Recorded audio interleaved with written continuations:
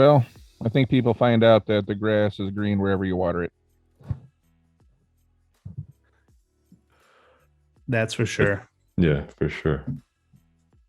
Anyway, we all got those friends and family that jump jobs. It's always their boss. It's always a company. It's always a boss. And it's like, for them, anyways, it's, they get over there and they kill the grass every time.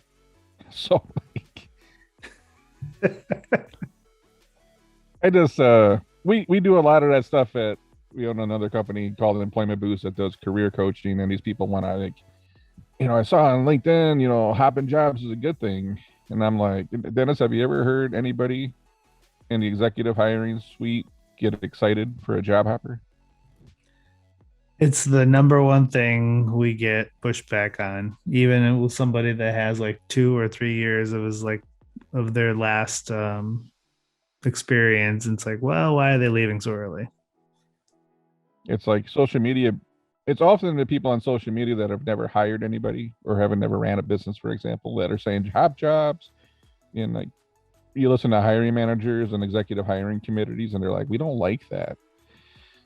But social media is the best place to. Well, TikTok is where you get your advice now these days. So seems to be working out really well, right? But looking at this title, I'm not surprised.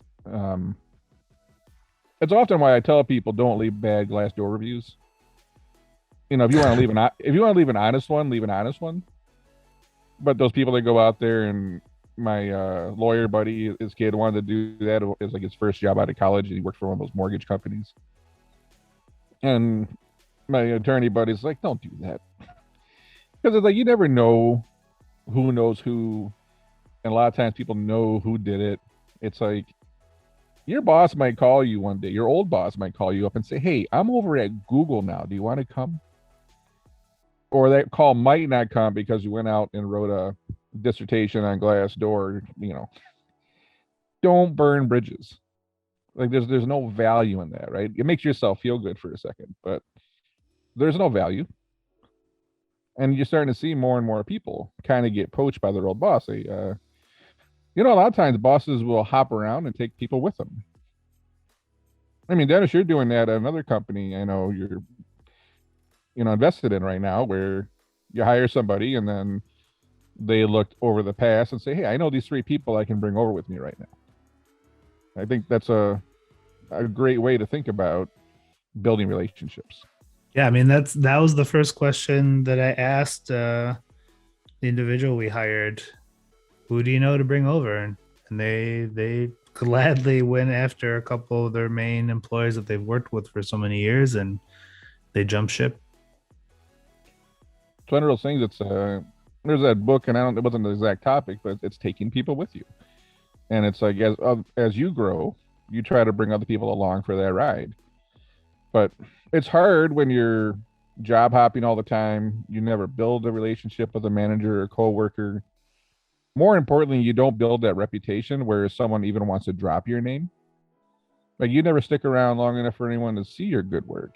So even when one of your peers goes somewhere, they can't even recommend you or refer you because they don't even know if you're good. So it's one of those things that sometimes sticking around for a little while and showing everybody what you got can really pay dividends in the next 10 or 15 years. Does this get even catalyzed even further in a remote and work from home world where people move and then hire their old teams with them because I assume productivity, there's a little bit of familiarity that comes with that, and if in this world where you don't really get to interact with everybody at the levels that you used to interact with them in person, is it easier just to say, okay, I've got to hire an organization, let me go and get the 7 people that I used to work with that I know were excellent back then too? Does this happen more, you think? I think it's going to happen less because you're not visible working from home. And not only are you not visible, I think the people that want to work from home, which is a bunch, I think about that. I laugh. I tell my dad about that. He's like, I don't want, who the hell wants to work from home? Like, my dad's like, I'll go work in the factory. I'm eating the sandwiches off the lunch wagon. I don't want to sit home all day. I want to get the hell out of here. But things have changed where, everyone wants to work from home now. And that same mentality often means, I'm introverted and I want to hide as much as possible. Well, you don't realize how much visibility matters for you to climb at a company and build a career, for other people to see what you do. Working from home becomes this very metric driven transactional type of relationship. So it's like, maybe, Kane, if you know somebody is a consistent producer based on some metrics you have, you take them with you. But other than that, like, you never really get to know anybody anymore. So I can see where that would end up hurting people from something like this happening in the long run. I say right now, another episode I did over on Employment Boost for the Career Insights, I'm like, look, if you want to succeed right now, do the opposite of everything you read on LinkedIn. So when they're saying work less, go work more.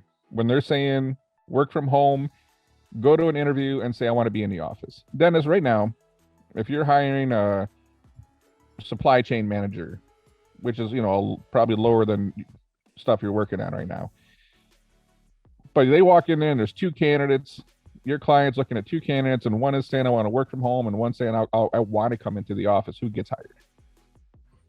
The individual that wants to go to the office 100% of the time. And that's why I'm like, if you want to get ahead right now, you just need to work a little bit more and get your butt to the office and dress nice and act like a professional, and you're going to win.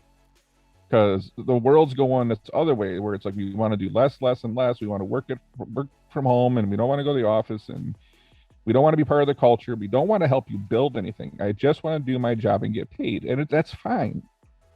But if you're trying to get somewhere, that's not the way to go. So I would say, 102% of the time, if all things are being equal and one person wants to work in the office and the other one wants to work from home, we know who's getting hired.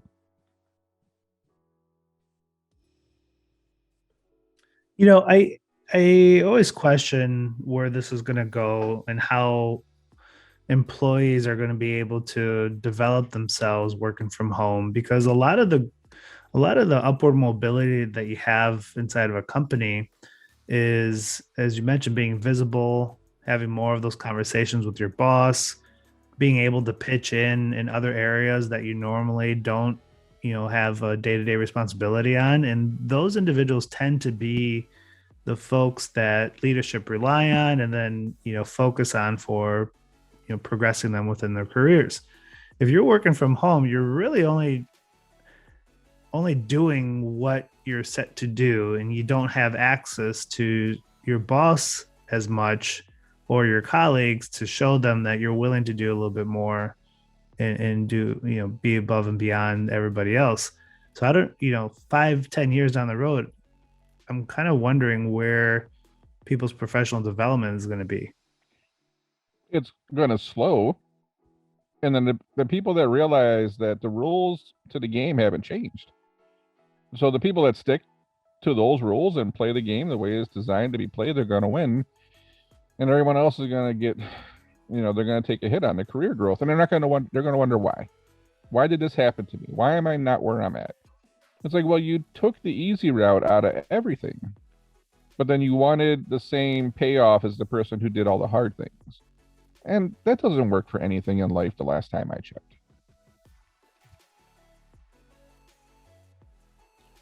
Except in NFTs. Yeah, exactly. We're seeing that a lot in the high level, I would say from like the director level, human resource positions as well lately, that a lot of candidates want to work from home. And it's like, how can you work from home on a position that really requires you to be visible, to be able to have employees have access to you and walk in the shop floor or, the corporate office? And like, I find it hard to believe that that's going to be sustainable. I mean, we do things because we can do them, not because it's always what's best. It's, if you got to fire somebody, for example, I know there's cases when you don't have a choice and you have to do it over a phone or over a Zoom. but is that how it should be done because someone in HR wants to work from home? If they're 2,000 miles away, then I get it. Things happen.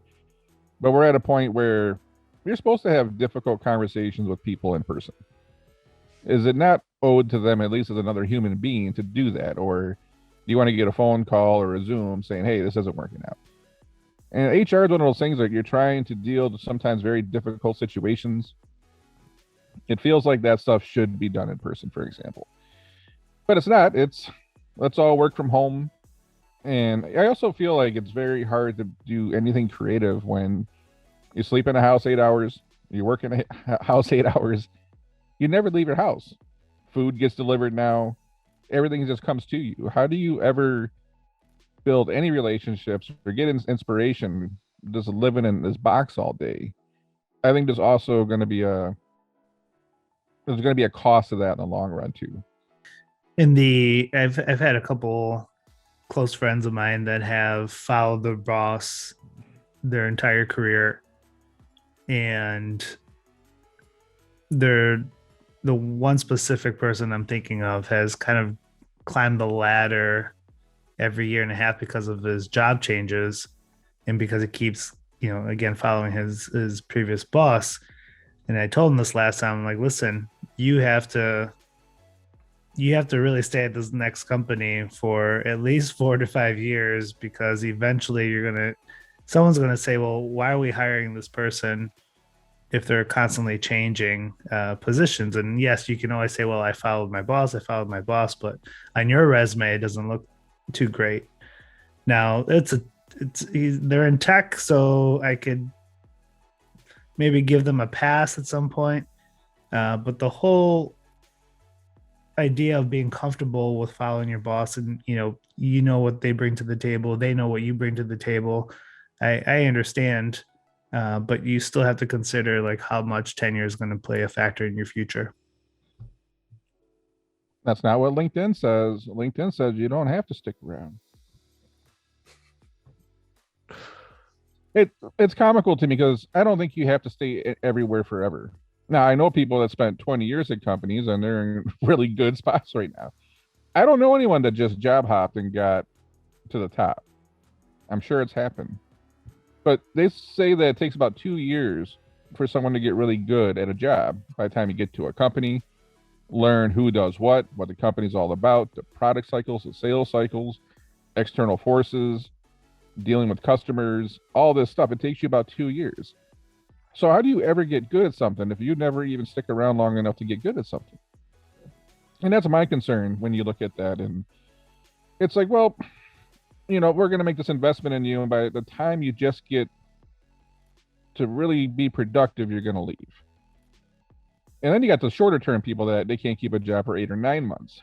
And I used to argue with people on LinkedIn, which I don't do that anymore because I found it to be a waste of time. But they would advocate for the hopping jobs every 8 or 9 months, and I'm like, think about dating.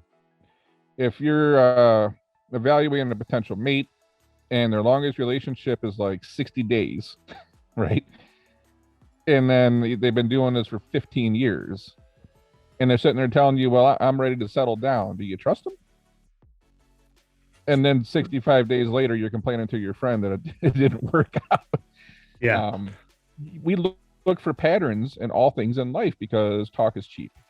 Show me that you have the ability to stick around when at least the atmosphere and the environment's right. But if you have absolutely no history of ever staying committed to something, why do I think that's going to change now? And I think from relationships to even companies, people get arrogant and think, well, I'm different. And then 8 months later, they're putting their notice in. It's me, it's not you. I love seeing the executive resumes that, for the positions they've held for like a year, and they're about a quarter to half a page long of bulleted items. And it's like, well, how were you really able to do all those things in less than a year? And it just, it makes you wonder if they're capable, and it always is a red flag, and makes our clients kind of question, whether or not they're going to be making a good hire if you keep bouncing around. Well, when you break down a year, and this is stuff that, a lot of times we do coaching over at Employment Boost down with people. A year is about 250 working days at best. Throw in some vacation time and all that fun stuff. Well, we'll use 250 just for a round. What is 250 days? It's, Christmas was just this weekend. Do you ever notice how fast Christmas comes and how fast it goes? That was a year. A year just went by. And when you look at how fast a year goes by, what can you really learn and get done in a year? It's not a whole lot. So when I look at someone's resume that's got, they're somewhere for 10, 12 months and they got 3/4 of a page of bullets. Yeah, I don't believe this so much. There's only so much you can do in that time frame. And then, if you break it down, you've been there 9 months. You've been there less than 200 days. What did you do in 200 days? That goes by in a snap of a finger. So I think a lot of times it's just they start putting responsibilities on resume and it starts to fluff it up. I've seen some very high-powered turnaround guys that went into places 6 to 9 months that couldn't fill up a page. But, somehow you can. Like, come on.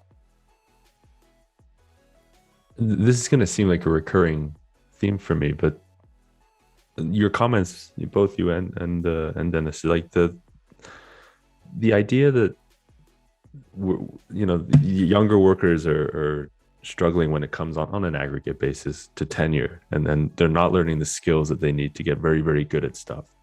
And the pace at which the older generation is leaving the workforce as a function of their skill and being able to, pull forward their retirement with investments or whatever.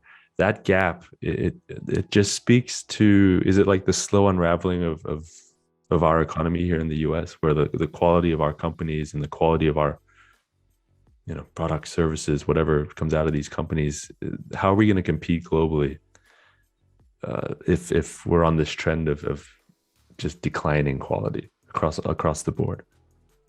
I mean, we're not. If you see, it's already kind of a race to the bottom. We keep pushing this do less. And when we do a bad job at something, there's always someone there now to pat you on the back and say, it's okay, you did a good job. It's okay, right. You tried. It's okay, you did a good. Again, where has that ever really shown to make progress and like leaps and bounds of quality? It doesn't. It just keeps kind of dumbing down everything we do. So instead of trying to raise the bar in all aspects, we keep lowering that bar. So I don't think we're going to stay competitive. I mean, people have been talking about China eating our lunch for how long?